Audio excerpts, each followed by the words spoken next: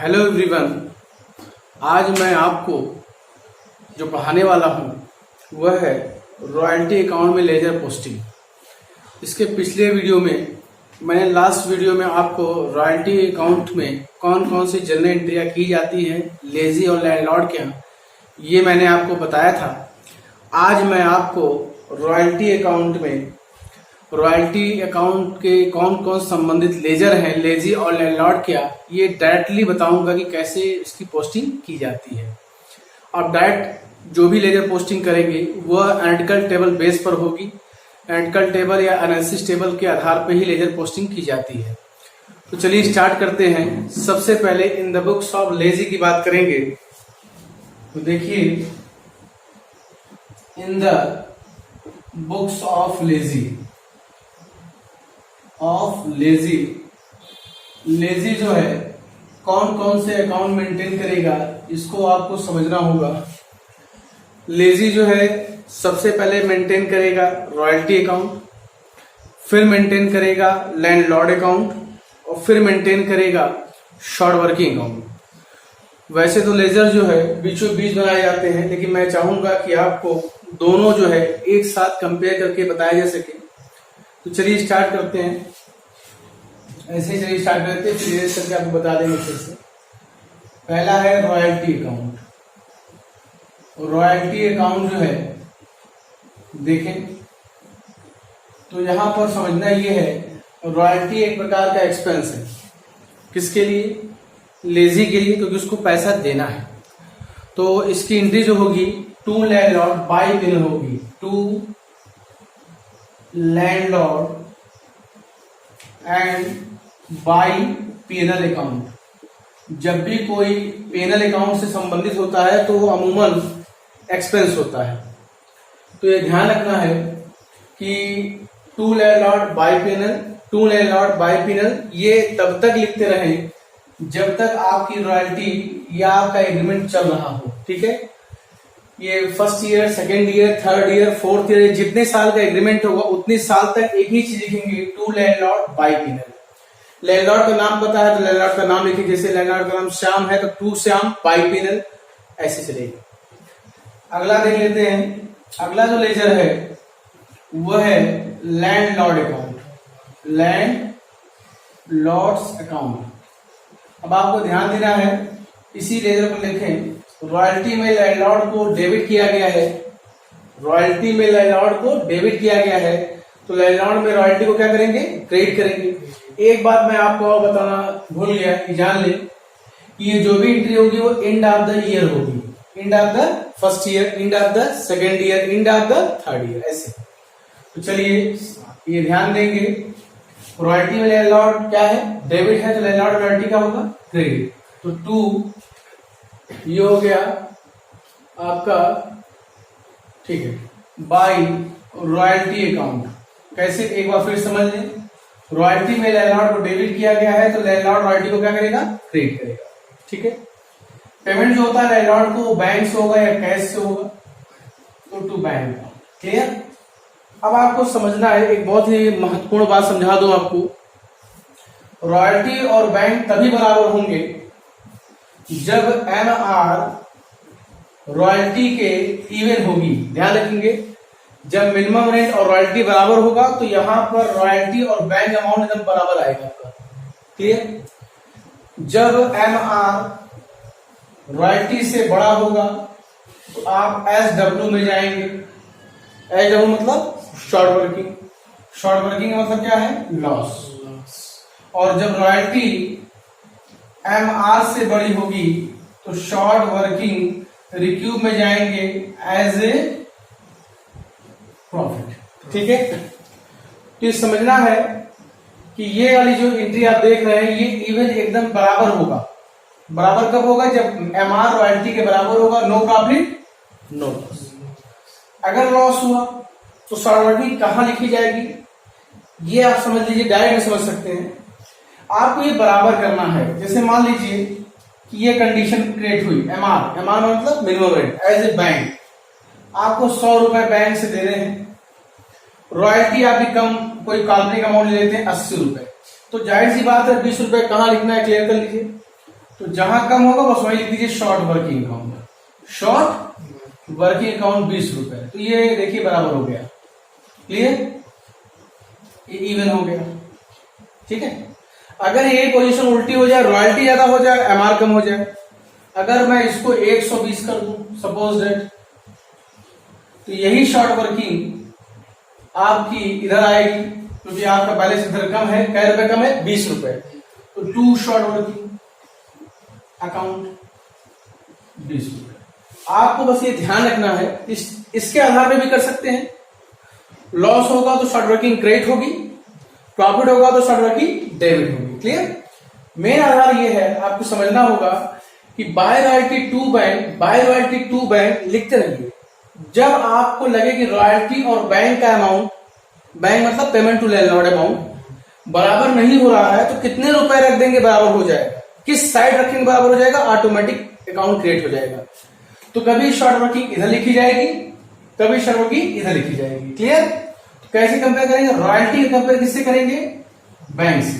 तो जिधर कम होगा शॉर्ट वर्किंग, अगर इस साइड कम है तो बाय शॉर्ट वर्किंग, इस साइड कम है तो 2 शॉर्ट वर्किंग।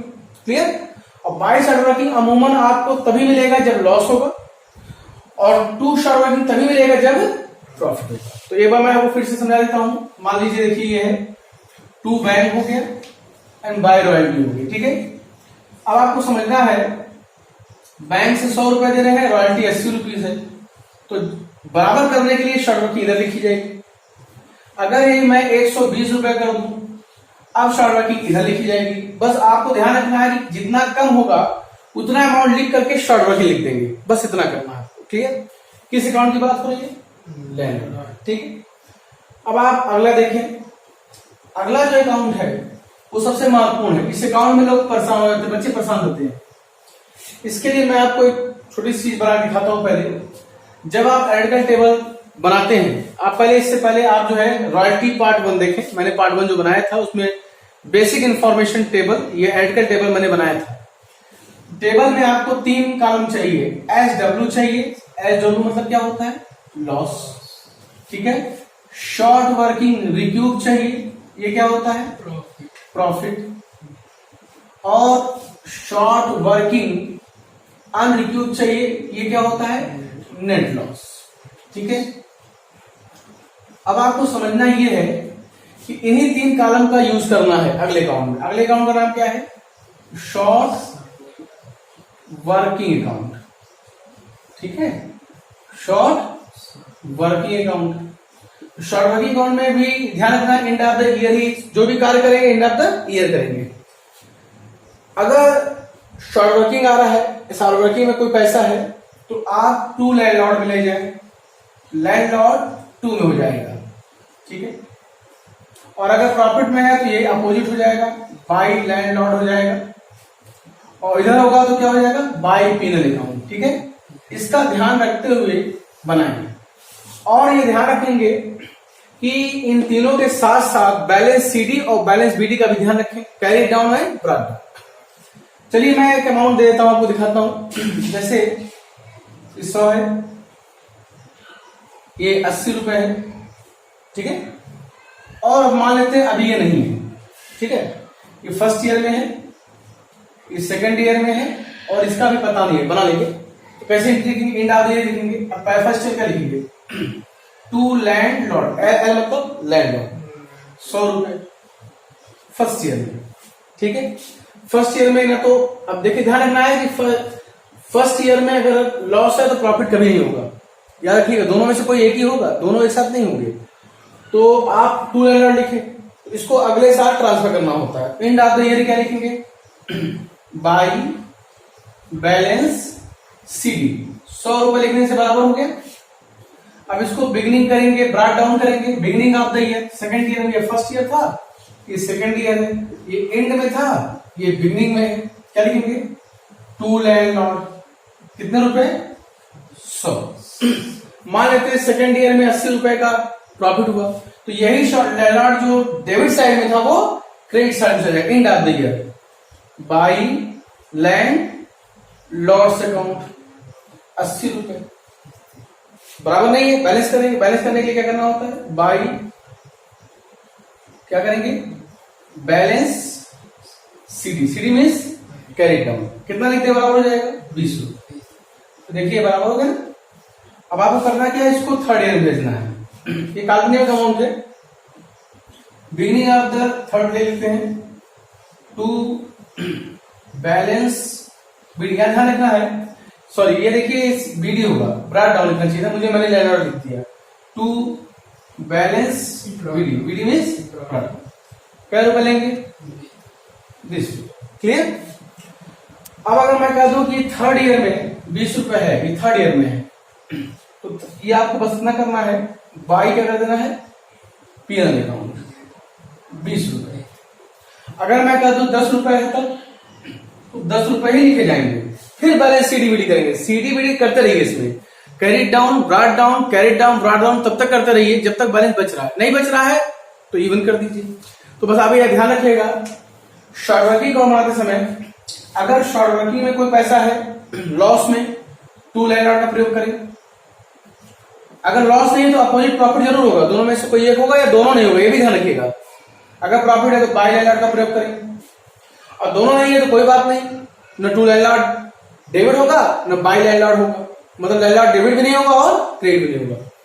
और नेट लॉस तभी लिखें जब आप अनरिक्यूज में हो, और इस अकाउंट में विशेष ध्यान रखें, कैरी डाउन ब्रॉट डाउन करते रहेंगे, अगर कैरी डाउन ब्रॉट डाउन करते रहेंगे तो आपको आसानी से समझ में आ जाएगा। चलिए आगे देखते हैं, ये तो तीन है लेजर जो है in the books of lazy थे, अब इसका उल्टा क्या करेंगे, in the books of landlord बना लेते हैं, ठीक है, ये और आसान हो जाएगा, सेम अब समझाने में आसानी रहेगी आपको।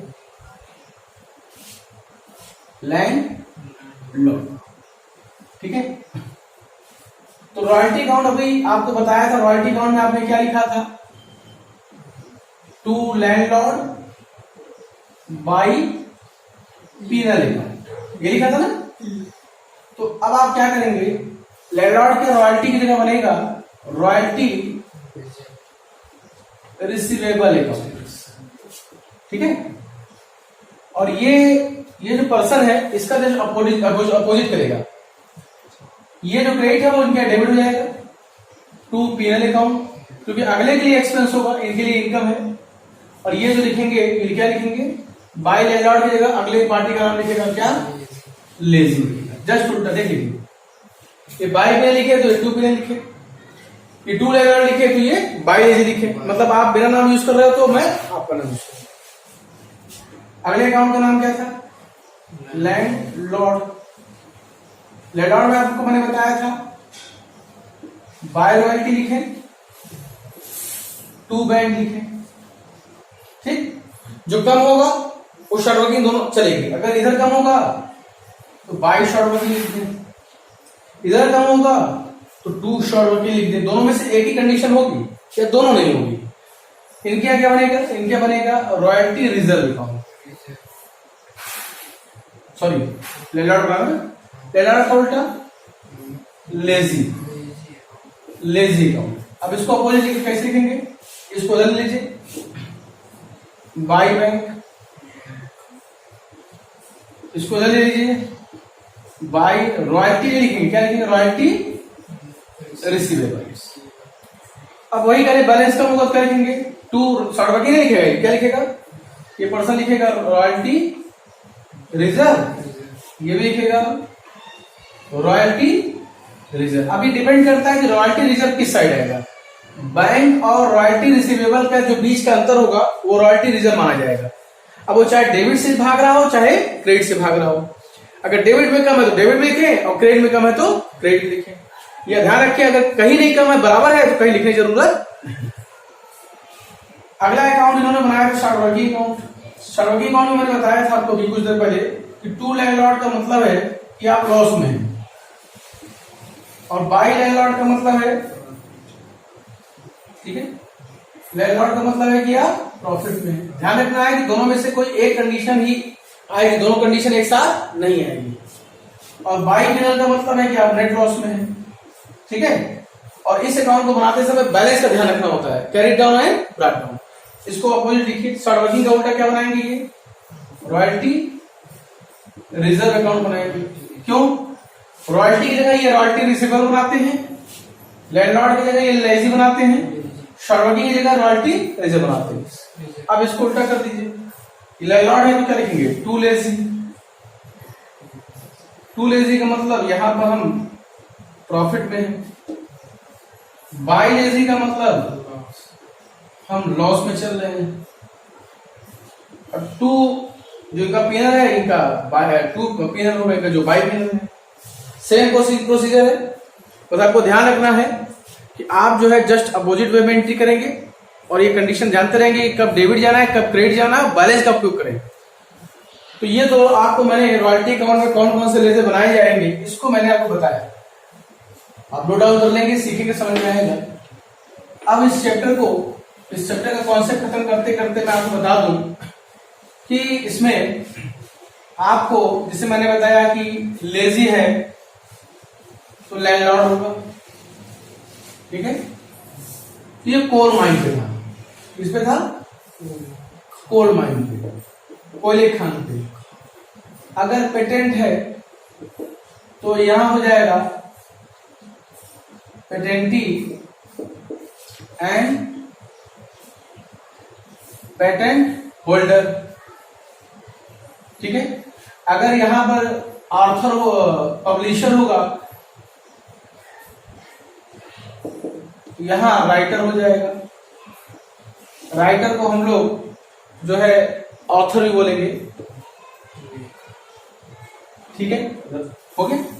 तो विभिन्न जगहों पे लगता है, आपको समझना होगा, बस नाम चेंज होगा, काम कम चेंज नहीं होगा। तो आज मैंने आपको रॉयल्टी अकाउंट में लेजर बनाने का एक शॉर्ट कॉन्सेप्ट समझाया। उम्मीद है आपको वीडियो पसंद आया होगा। अगर आपको वीडियो पसंद आया हो तो आप वीडियो को लाइक करें और चैनल को सब्सक्राइब करें, बेल आइकन को जरूर दबाएं, जिससे मेरे अपडेट वीडियो आप तक मिलते रहे। और एक बात मैं और कहना चाहूंगा, अभी कुछ दिन पहले कुछ बच्चों ने कहा कि अब एग्जाम जो है नहीं होगा, ऐसी सूचना मिली। तो एग्जाम नहीं होगा, ठीक है, जो भी इंफॉर्मेशन होगी, गवर्नमेंट के जो नियम होंगे वो आपके सर्वोपरि होंगे और आपके पक्ष में होंगे। तो ये ध्यान रखना है कि अगर एग्जाम नहीं हो रहा तो इसका मतलब ये नहीं कि पढ़ाई नहीं की जाए। अगर आप प्रमोट हो रहे हैं तो आप अपने ज्ञान को बढ़ाने के लिए जो पढ़ाई जारी रखें, पढ़ाई बंद मत करिए, जो आगे काम देगा। अगर आप बिना परीक्षा दिए पास हो रहे हैं तो किसी कारणवश ऐसा हो रहा है, लेकिन ऐसा आप, इसका मतलब ये नहीं कि आप अपने अनुभव, अपने पढ़ाई लिखाई, अपने शिक्षा दीक्षा में कमी करें। तो उम्मीद है कि आप ऐसा नहीं करेंगे और पढ़ाई लिखाई अच्छे ढंग से करेंगे। आज का वीडियो आपको पसंद आया होगा। आज के लिए इतना ही, थैंक यू।